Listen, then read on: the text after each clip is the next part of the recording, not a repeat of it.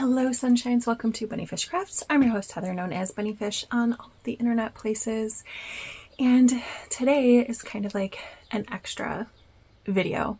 I asked a couple months ago if people would be interested in having a little tour of my blankets, my Scrappy blankets, and there was some interest. So I'm going to record it. I'm going to talk to you about them.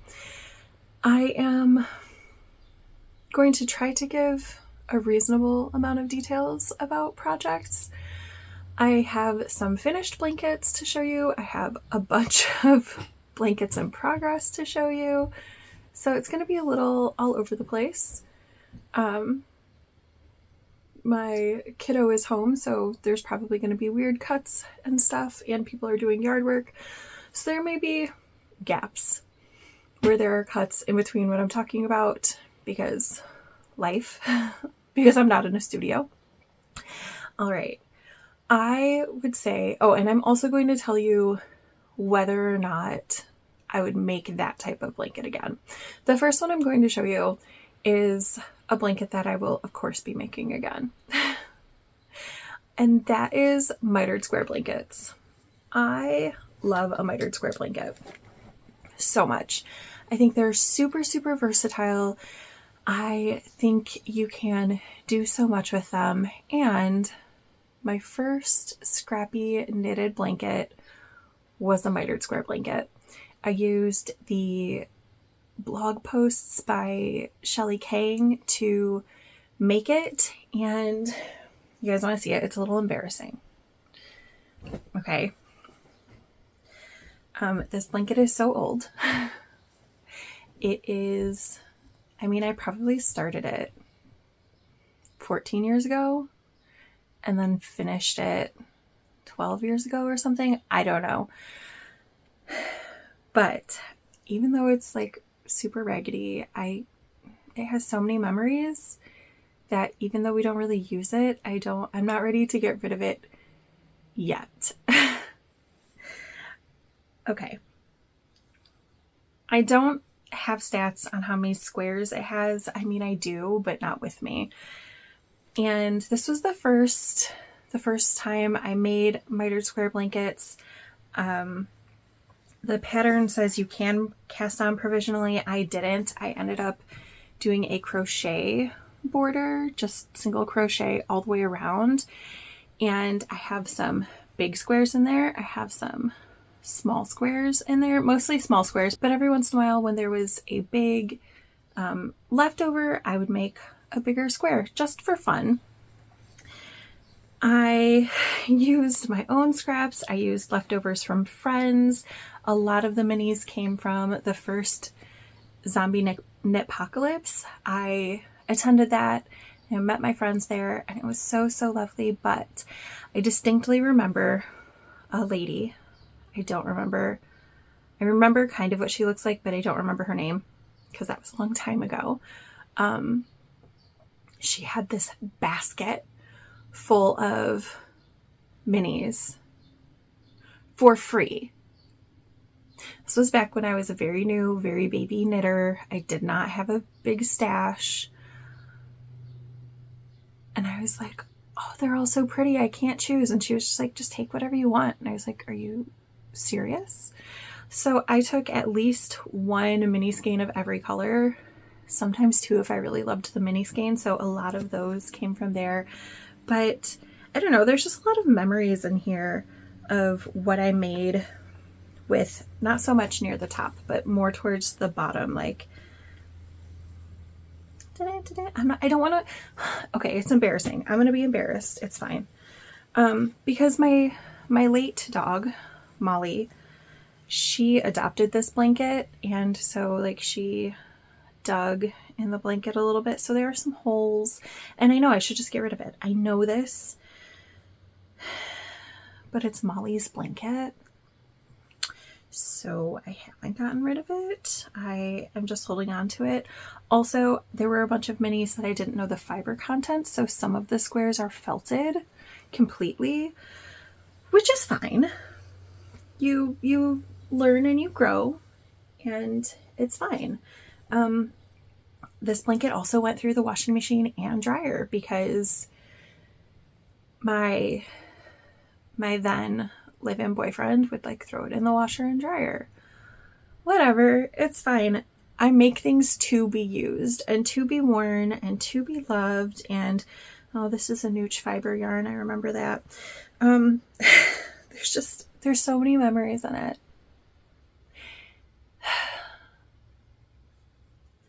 I don't know. I'm sure I will get rid of it in some way someday, but I'm just not there yet. My current thought is maybe take it, fold it up like this, and like sew it into a dog mat, but I don't know. I'm gonna put it back in its bin and let it just be for a while. I also made, I really like mitered squares because there's so much you can do with them. I made a blanket of mitered squares using, what is this called? It's that boucle yarn by Lion Brand. And I striped the squares, and each square shares one strand with the square next to it. So this is blue and brown. This has the same brown, but then has green instead. This one has green and blue, or like blue-gray. But you can see that the original blue-ish color, like this grayish color, it's a color changing. It's with this cream over here, but then I ran out, so I just subbed in. And I just like that mitered squares are really forgiving like that. Also, this one has a hole in it because this used to be your picnic blanket. We don't really go picnicking anymore, but again, I can't get rid of it, even though we don't use it. I don't know. Maybe I'll patch the hole, and apparently there is a shelter in the area that takes old blankets, so maybe I'll look into that. And then this blanket is blue and green yarns. Look at that one felted too, even though this has only ever been washed in cold water, but it does go in the washing machine. Oh, it's got a felt over here too. I don't really care. That doesn't bother me. That just, it's part of the blanket's charm. I do try to steer away from yarns that will felt when I'm making scrappy blankets, but sometimes it happens and that it doesn't bother me. So this is one of the two blankets that I actually use on my bed, and it looks like an Afghan. So again, I love mitered squares because they're versatile. So I made panels, like quilt blocks kind of, out of the mitered squares. And then I did garter stitch sashing in between the panels. So it really, really looks really quilty, and it's a lot of fun. And this has, I think I figured out with Andrew that it has around 500 individual yarns in it because every single square is a different colorway that had either blue or green. And so it's just really fun. Some of them have memories because some of them were in projects, but some of them were just minis that I got. Ooh, this one's a cattails yarn. I don't remember the colorway, but it's got sparkle in it. Isn't that pretty? And I just love it. I really, really love it. I really loved, I didn't use a pattern for this. I just had a concept and ran with it, and it wasn't difficult at all. It just, took a little bit of brain power, and I love that about scrappy blankets. You can really, really make it anything. And I love mitered square blankets so much. In addition to these, I've made one for my best friend. I've made one for my sister. The one for my best friend had like really small squares. The one for my sister had really big squares. I just really, really like mitered squares. And so now I have 2 mitered square blankets going. Oh, please stop touching me. It's a little too warm for that. Thank you. I have, It's very overcast here today, so it feels like it should be a cozy day, but it's also like 70 something degrees, so it's not actually like a cozy day. So I have this miter square blanket, which looks like this. And this one, also every yarn is only used once because I just really, really like that. And because I have so many scraps. I really don't have that many scraps now though, but I kind of do. And each square is started with a black edging. The first row is in black, so all of them look like they're boxed in with black, and I just really love the idea. It looks very stained glass. It looks very pixely. It just makes every single square pop. I do, on this blanket, I am trying to make sure that individual squares aren't too close in color or value to the squares around them. So like this corner right here is kind of dark. I don't want a lot of spots like that in the blanket where it's like, oh, that's a really dark section, that's a really light section. So I try to be mindful when I'm putting squares in to this blanket, and it doesn't have a deadline. It just gets done when it gets done. I also have my current reading blanket, which I need to put a square on this for a audiobook I just finished. So this is really fun because, again, mitered squares are so versatile. This one has, for this blanket, I am starting the squares off with this superwash gray color from Knit Picks, and then the colorful parts represent the level of enjoyment that I had for the book. So this was like a level 5 enjoyment, so like super love it, would recommend to all the people. This is like a level 4, which means I really, really liked it, would recommend it to most people, especially if it's like their niche. So it's really fun, and I do really like when they have like a little post stamp thing in the mitered square. I think it's really cute. This is a striped square. You can see that some of the squares have eyelets in them, so mitered squares are a really, really nice base to play on and use for all sorts of things. I think the next, like, most obvious, basic, not in a bad way, type of blanket that you can make is a granny square. So I have my previous, what is that? Oh, okay, my book. I have my previous reading blanket, and I did solid granny squares for it. And same thing, the amount of color on a square indicated how much I liked a book, but I also did 3 different types of squares. So I had mostly solid granny squares, so you can see not a lot of holes in there. But then I had it's kind of hard to see in that yarn because it's really, really busy. I had granny squares that had puff stitches in the corners if it was a book on Kindle, and if it was an audiobook, I had a traditional granny square center. So really fun, really easy to manipulate. And I crocheted it together as I went, which is my preference for granny square blankets. I have made granny square blankets before where I have crocheted all of the squares first and then put them together, and that's fine. But I liked this better because once I was done, I gotta shift. Once I was done with the last granny square, I was basically done except for the border. So this worked really, really well for me. Another granny square. So these are bigger granny squares. You can obviously make just a blanket that is just one big square, right? So that's lovely too. These are little teeny squares. So they are 2 round squares on a size B hook, maybe. What hook are you?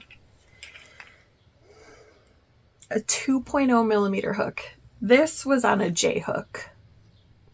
And this was DK or fingering weight held double. This is fingering weight held single. So it's very versatile. And this is a star, obviously, for Starry Night. This blanket is going to take forever, but I just really, really like that. I am using a pattern, but I'm not using a granny square blanket pattern. The pattern that I'm using is Totoro Starry Night. You can't get it anymore, unfortunately. And it was a corner to corner chart, which I'm not sure if I'm going to pull out what I have. I just have the very beginning of the corner to corner chart, but I wasn't enjoying it. And the person that I was making it for, we don't really talk anymore. But now I have a different person that I could maybe make it for. So it's still on pause. But I have that chart and I want to make myself a not corner to corner blanket with it. So I'm making little tiny squares and it's going to take me forever, but I don't care. It takes as long as it takes. The tricky part is, am I going to buy yarn for this blanket or am I going to truly keep it scrappy? We'll see. I don't know. But if I have to buy some yarn to go with the scrappy bits, like that's okay. I'm the boss of my knitting and crocheting and yarn budget. So it'll be fine if that's what I need to do. So those are the 2 most like basic, I would say, basic things. What do we want to do next? 1, 2, or 3? I guess 3 because 3 is already open. I have a bias strip blanket, which I'm not using a pattern for, but if you wanted one, Skinanigans has a pattern. The person who does Nor'easterly has a pattern. I should not be sitting crisscross applesauce. It makes my hip angry. But also, they teach you at such a young age to do it, so now I just do it until my hip starts being like, excuse me, you're 40. And then I'm like, oh, you're right. Let me not do this. Anyway, I will put the name of the Skinanigans pattern on the screen so you can find it if you want to. Maybe I'll link it below. I can't promise that, but maybe. But if you are trying to find it and you can't find it and you need help, put a comment down below. I will totally respond with the pattern. So I have these strips and this is the width of the blanket. The strips are going to stack like this. Just because I wanted something a little different. I usually do strips from top to bottom, but these ones are going horizontal instead. Look how fun they are.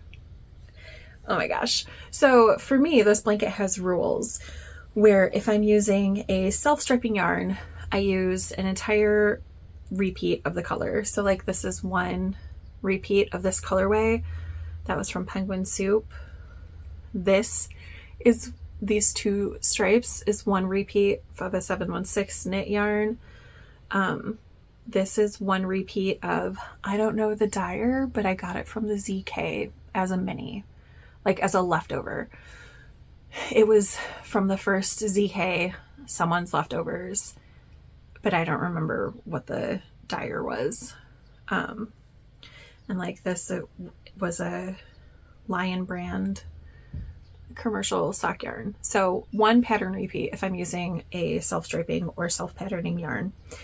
For variegated tonals, solids, semi-solids, speckles, I do a multiple of 5 garter ridges, and that's how I determine the stripes. So it can be just 5. Usually I do just 5, but sometimes I want something a little bigger. I just want more of that color in this blanket. And again, this is going to take forever, but I don't care. I don't have a deadline. I am crocheting it together. So I'm doing one single crochet in the side, the ridge on one side, or one strip, and then doing a single crochet in the corresponding part of the next, or the other strip, and just going back and forth kind of like a zipper. It takes a long time, but I really like the effect. And would I do this again? Yes. I would do a bias strip blanket again. Maybe in future iterations I would consider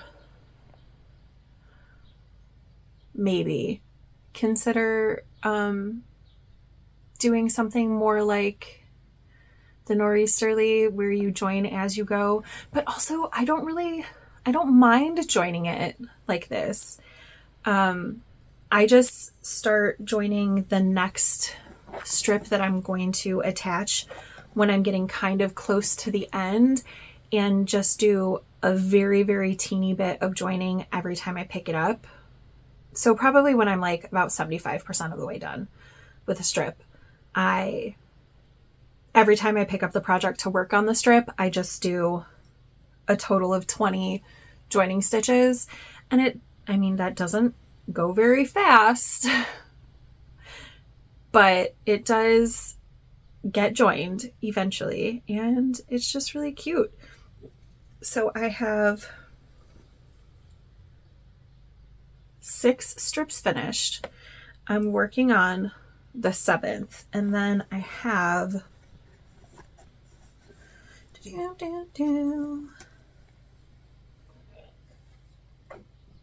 8, just a little teeny start, 9, 10. So I have 10 strips. So 4 strips going right now, and 6 strips finished. I have 2 self-striping strips going and 2 non-self-striping strips going. So I have like options of where I want to place yarn as I'm working it. Okay, I think I need another water break. Are you hydrating? Stay hydrated. And let's talk about an actual shenanigans pattern that I'm using, which is the nor'easterly. And mine is probably a mess right now, honestly. I just kind of shoved it in the bag.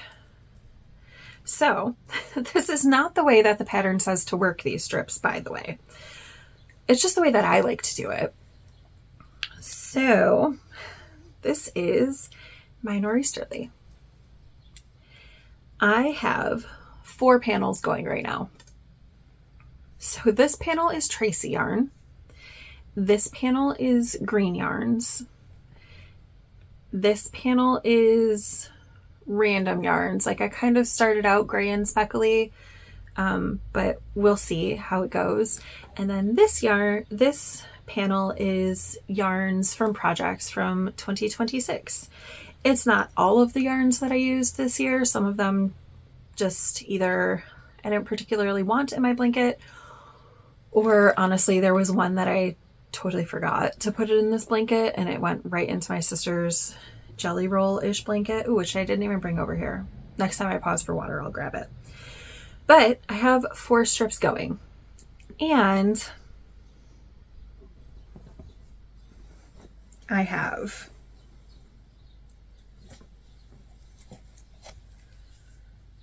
7 strips together?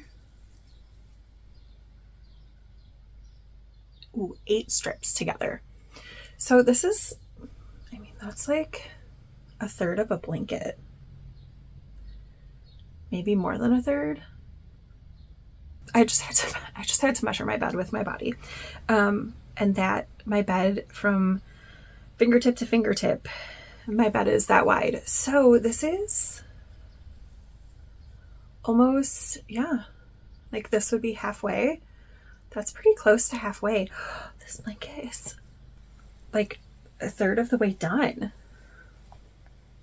I have started, because I do not love doing the borders on blankets. I love having the borders done. I think they're beautiful, but I don't love doing them. So I have started, just barely, putting that's the back of the blanket. Nope, that's the front of the blanket. Okay. I have just barely started putting the border on the strips. I'm just doing an I-cord. Again, I don't love doing an I-cord, but I do love the way an I-cord bind off looks. So the only thing that is of note, I guess, would be that when I get to the peak, I do 3 I-cord, like 3 rows of I-cord before going on to my next I-cord bind off stitch. And most of my ends are woven in because I knit in most of my ends. However, when I went back and pulled out the yarn, because you can see these strips were actually bound off. When I pull out the bind off, I haven't woven in those yarns yet. So maybe since I have this out, I'll do that today. Maybe not though. I might just put this away and be like, nope, not today. We'll see. There may be a camera angle change or something. I don't know. Someone decided it was time to do yard work. So that was like half hour ago. So in that time, I did take time to do my half-hour tidy of the day. I put some of the blanket projects away. I put some other things away. Next week, I think I'm going to do an organize of my stash, which is over there, which is why I'm looking over there, because my cabinet is a mess. So look forward to seeing that maybe next week. I don't know about next week for sure, though. Next week is supposed to be disgustingly hot, so we'll see. What I was going to talk about before I was so rudely interrupted by a lawnmower and then a leaf blower. I felt like Sharon from the knitting project for a hot minute, was the African flower blanket. And this is how far I am on that. So I have probably all of the flowers I need already made, because I have 4 glass jars full of the flower motifs. And the way that I'm doing this is I am bordering everything except flowers that have very white coloration to them in white yarn, Knit Pick Stroll, and then the ones that have white I'm bordering in gray. And I'm doing the gray borders is it every 10th or is it every 9th? I don't know. But I did start the first round. As you can see, this is the bottom row or the top row. I don't know. This is the width of the blanket. The width of the blanket is established. I am starting to put the the flowers together, the hexagons together. Yeah, I don't think I need to make any more. I just need to join them. So this needs to be done in 3 years' time. All of the flowers joined. I do really enjoy the flowers. I think they're really fun to make. It's fun to see how different types of yarn work up. I have like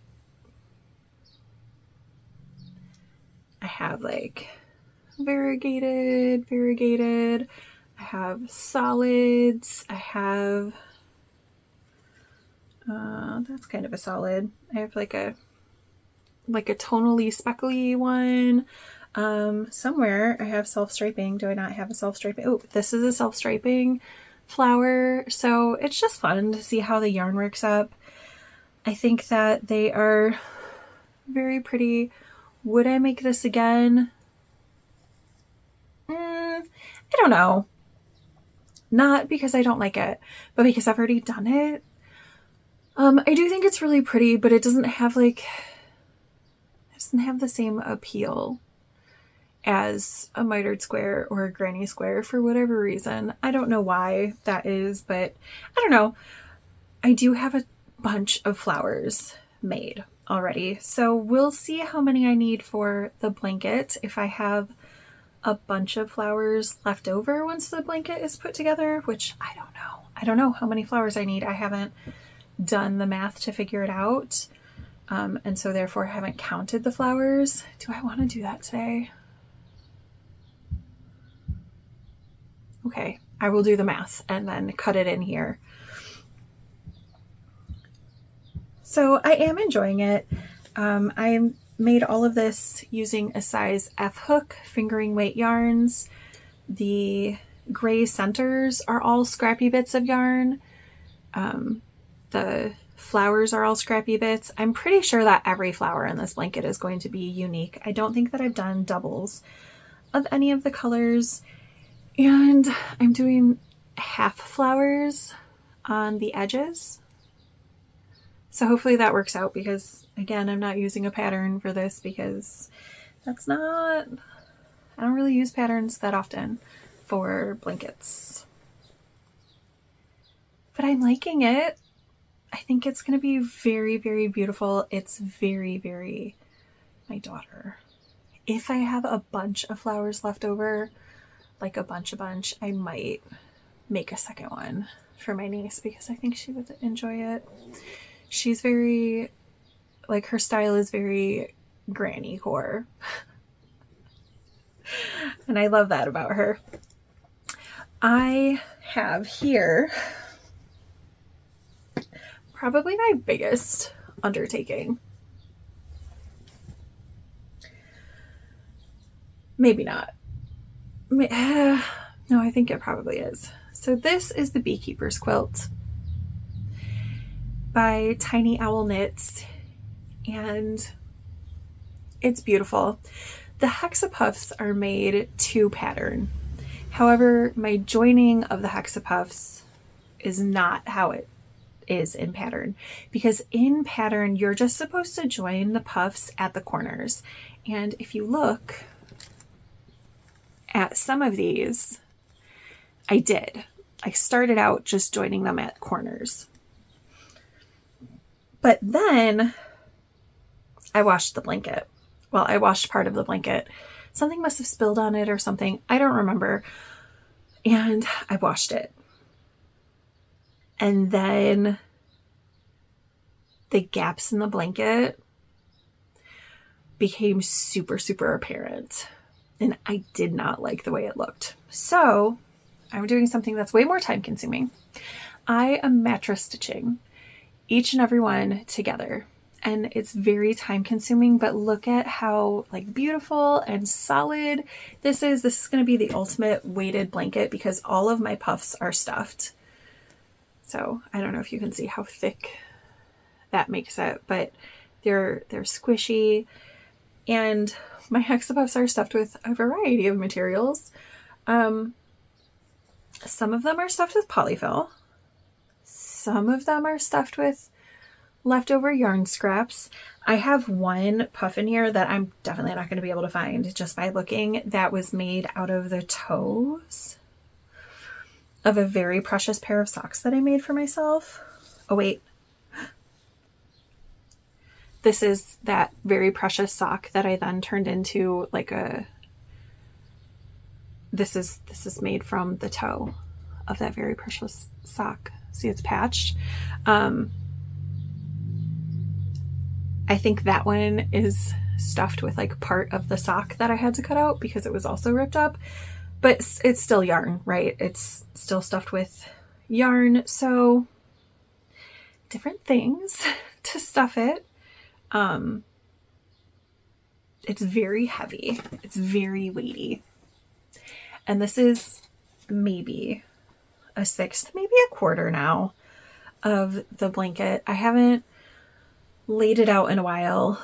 I will likely do that. I have my crafty goals wrap up coming up at the end of this month because it's the end of the second quarter.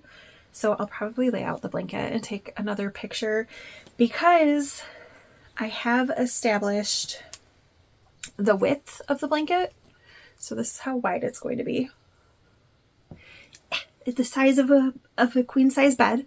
So the width is established, and on one of the sides I have the length established. So bigger than my wingspan. So that's the length, and now I'm kind of I'm not pushing to build the width of it, but I am, when I finish a yarn, like a whole skein of either DK or fingering weight, I am making these little half hexies to fill in between the full hexies for the top and the bottom.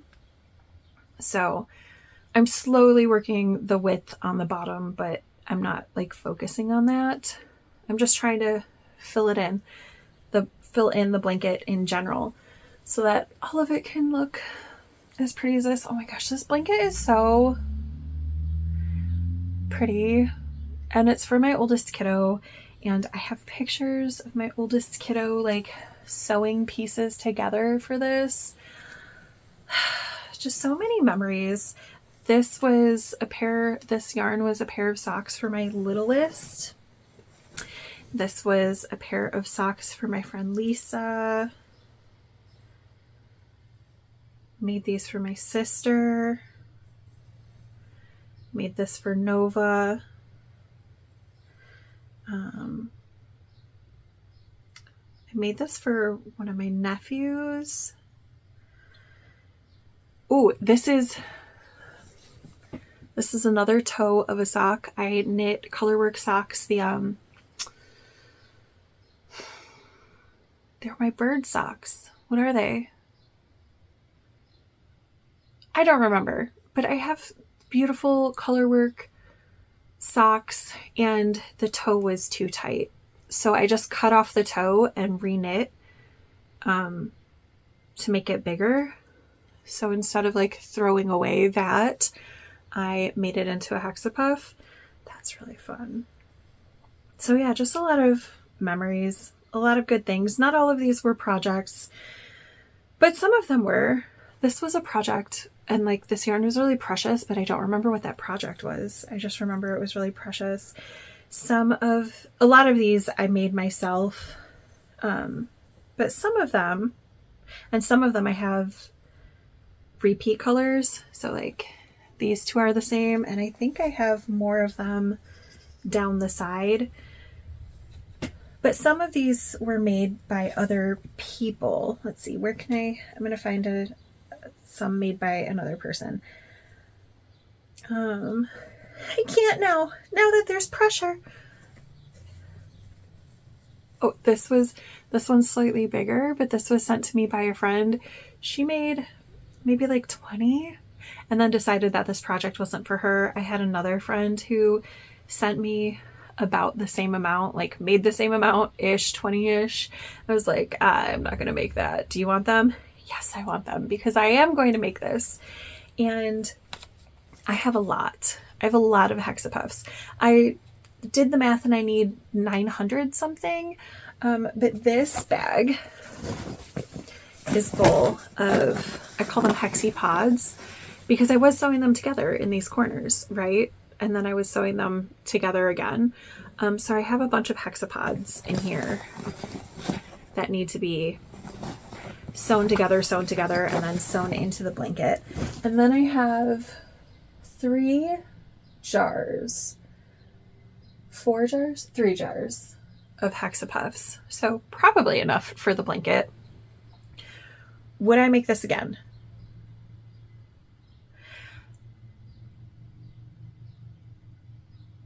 Maybe, but I would definitely sew the hexapuffs together as I finished them, because it doesn't take very long to sew an individual hexapuff on, anywhere from like 1 to 5 minutes, depending on how many sides you're sewing in at a time. So that's not a lot of time. So to finish off the hexapuff, sew it on, boom, blanket going. But having to go back and sew them all together, it takes a long time. But it's going to be so worth it. And my oldest kiddo already loves it and is looking forward to it. And I need to finish it in about 11 months. So you'll be seeing this a lot on the vlog.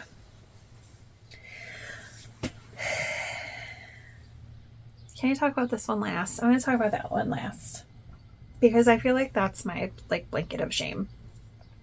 So another pattern, what would this, I think this is similar-ish to like I think Stephen West has a marled blanket that's similar to this. It's kind of also similar to, what's that called? The Cozy Comfort Throw or something. I don't know. I cast on a bunch of stitches. I think I did a provisional cast on. Cast on the width that I thought I wanted. I was wrong about the width that I wanted, by the way. I actually wanted it a little bit wider. So I knit the length to where it was good, decided I wanted it a little bit wider, picked up on either side. So you can see my pickup right here. And then knit longer rows. And so it was 3 strands held together. Obviously this one felted, maybe not obviously. The stripe felted, which it doesn't bother me and I don't care. If it really, really bothers you, pay attention to your yarn contents. But also, all superwashes are not created equal, and some superwashes are less superwashy than others and will start to felt if they are chemically treated, like if the strand is coated to keep the scales together. The more you wash it, the less chemical there is keeping those scales together. So this was 3 strands. I was saying 3 strands of green held together. I had 24, was it the full 24? I think it was a full 24 green yarns that had really big leftovers. So those were, I did 11 rows with each of those, I think. Something like that. 14 rows maybe. And then I held that together with like a mini that was between 10 and 20 grams. And then the third strand was very small minis. So there is a striping aspect to it, kind of, but it's also very, very marled. And I did an I-cord around the edge. So I-cord bind off on the top and then picked up and did I-cord around. Well, I guess since I picked up and knit on the sides, it was an I-cord bind off on the sides too. And I only had to pick up and add an I-cord to the bottom, but I think I provisionally cast that on. So I would consider making a blanket like this again. Very, very scrappy, just knit back and forth, but it's not my favorite because the rows are really long and I would rather do a nor'easterly or a bias strip or a jelly roll, or like if I'm just going to do garter forever, I'd rather them be shorter rows. And yeah, I think like I don't hate it. I wouldn't say I'd never do it again, but like it wouldn't be my first choice of things to do again. I guess while we're here, let's talk about corner to corner blankets. I do have one going for my littlest. Fine, I'll go get it. So here it is, and it's kind of scrappy, kind of not scrappy. This part is scrappy through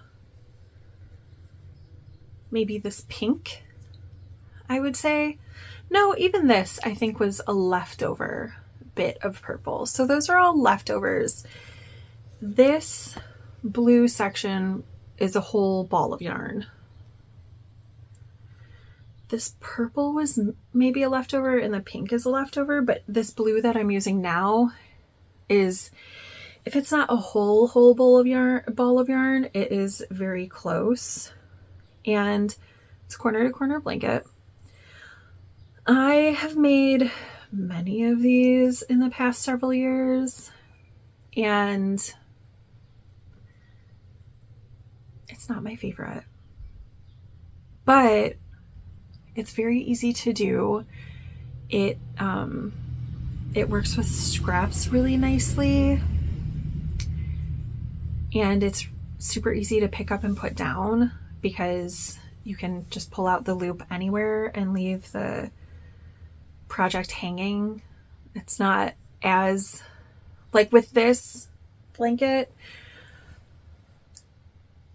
it's not as great, right, to leave a blanket mid-row because you could make the mistake of knitting back in the wrong direction. It doesn't usually happen for me, but it does occasionally happen.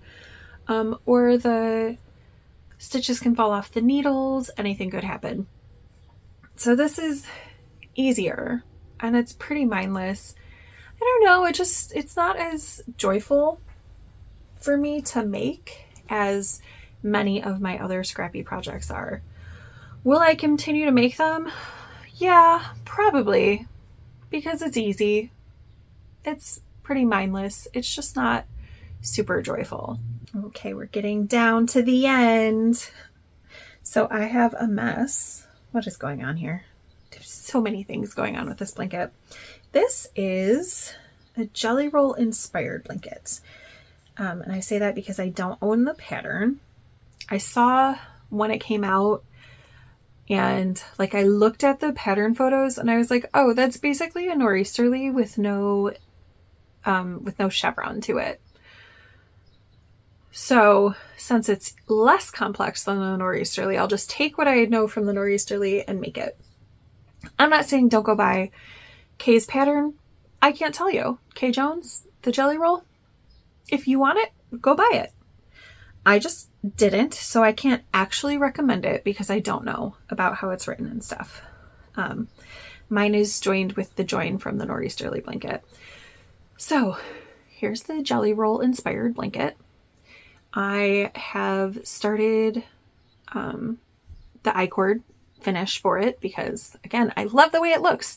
I do not love doing it, but I don't mind doing it in small quantities. So whenever I pick up the blanket, across the tops, I just did I-cord bind off. Across the sides, I have to pick up and do an I-cord, and I am using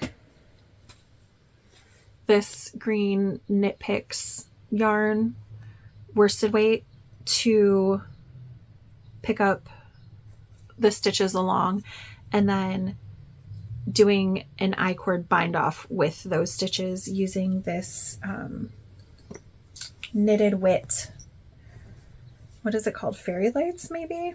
Yarn? Fairy Garden. Super, super pretty. I have 2 skeins of it, so plenty to bind off this blanket.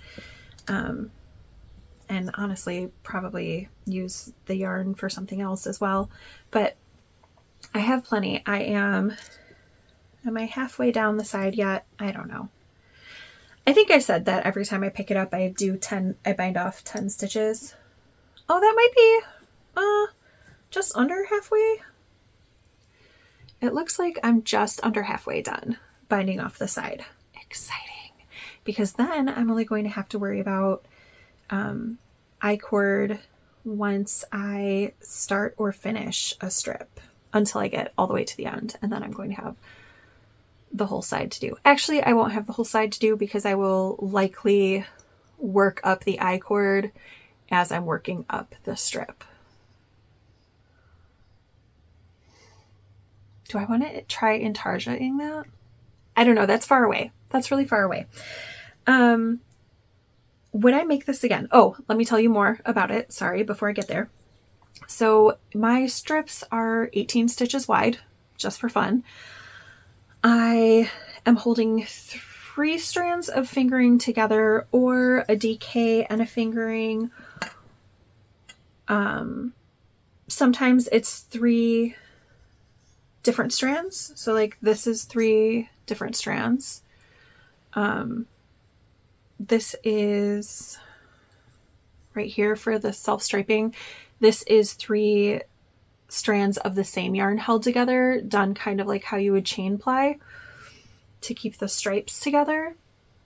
So it's just a lot of fun. It's a lot of freedom of color play. I love when things marl. I love when things marl a little less, like obviously, because this right here is a DK held with different strands or different colors of purple. So there's this really beautiful, it's right, yeah, here. This really beautiful kind of gradient going through here. It's just fun. It's fun. It's for my sister. She'll like it. Yeah, she'll like it. And I would say I'd make a jelly roll again. Probably not single strands of fingering weight. I think I would continue to do it with at least 2, but probably 3 strands of fingering weight, because I really like the fabric that it gives and the color play. I think I would like it less if it was solid blocks of color, which seems silly because I'm doing the bias strip and the nor'easterly, but they have visual interest. I don't think that it would be interesting for my brain to just have solid blocks of color, I guess. All right, and on to my blanket of shame. I have had the squares for this finished for probably a decade. This is my barn raising square blanket.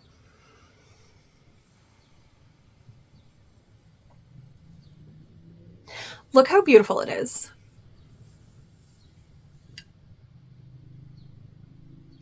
It is shameful that this is not further along than it is.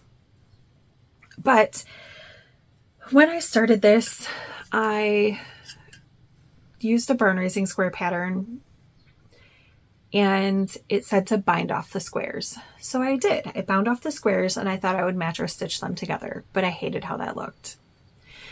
So the squares sat for a while and then I decided, oh, maybe I should pull out the bind off and Kitchener them together. And look how beautiful that is. That's absolutely what I'm going to do. But that's a lot of work. That's a lot of work. And I also was like, oh, I'm going to knit on the border as I go so that I won't have to do it later. And in theory, I love it, but in practice, it's a little bit too tight.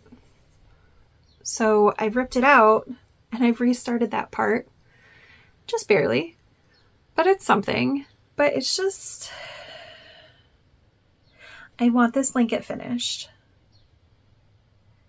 but I have so many mental blocks on it.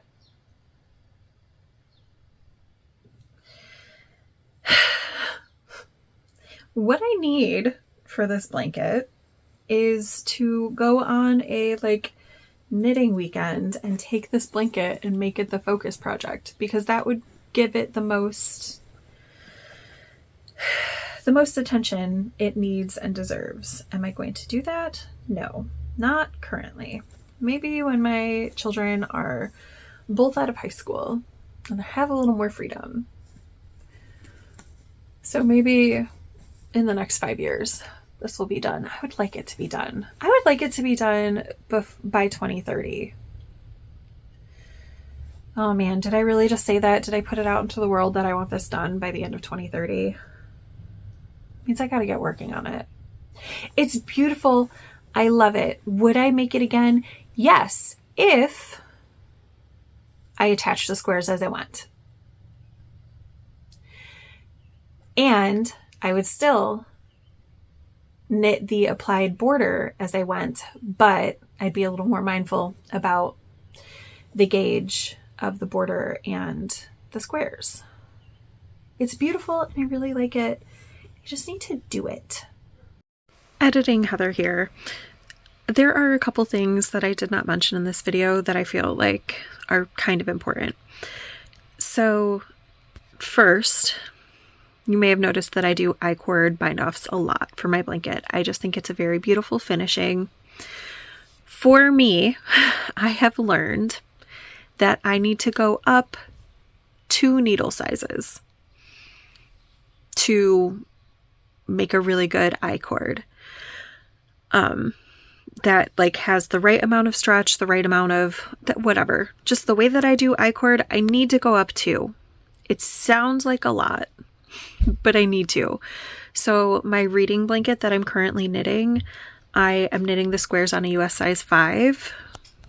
When I do the I-cord, I work that on a US size 7. And it's coming out beautifully. It's not too tight. It's got the right amount of stretch. So I know this about myself, especially because the way that the I-cord works on these blankets is it's like all of the knitted blankets that I've made is that it's 1 row of I-cord per 2 rows of knitting because it's garter stitch. So it's 1 garter ridge. So it's 2 rows of knitting. So that would be suggestion 1, is that if you're, I guess that would be my only suggestion, I guess. If you are doing an I-cord bind off on a blanket and you're finding it a little not stretchy enough, go up 2 needle sizes. It's not going to look too loosey-goosey. It might look a teeny bit loose, but once you block, it'll make sense. The other things that I wanted to mention are there were 2 other blankets that I recalled that I had made.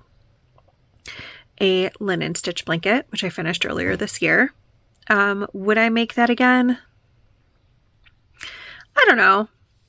I honestly didn't love the process because I had to look at it a lot to make sure that I was crocheting into the right space. I didn't hate it, but it wouldn't be my first go-to, but I'm also not saying that I would never make it again. So, linen stitch blanket, maybe. And then I made a while ago a granny stripe blanket.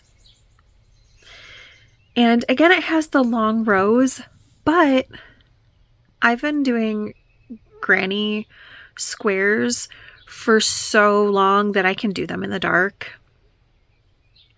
So a granny stripe blanket I would consider making again. I did really, really enjoy that. So 2 blankets that I don't have to show because both of those were gifted away. Come back for the vlog, obviously, so you can see what I'm working on, but also I have a couple like special videos or like extra videos coming up in July that I'm really, really excited to share with you. If you're new here and you like what you saw, consider subscribing. If you're new here or not new here and you liked what you saw, hit the like button. I'd appreciate it. And if you have any questions or comments, go ahead and put them below. I would like to know a few things. Do you like to make scrappy blankets? Have you made any of the blankets that I've made?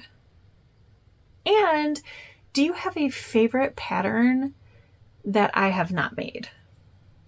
Because I love me some scrappy blankets, obviously. And I do like to look at other scrappy patterns. So if you have a recommendation, I would love it. Thank you so much for watching and joining me, and I will see you again so soon. Bye for now, friends.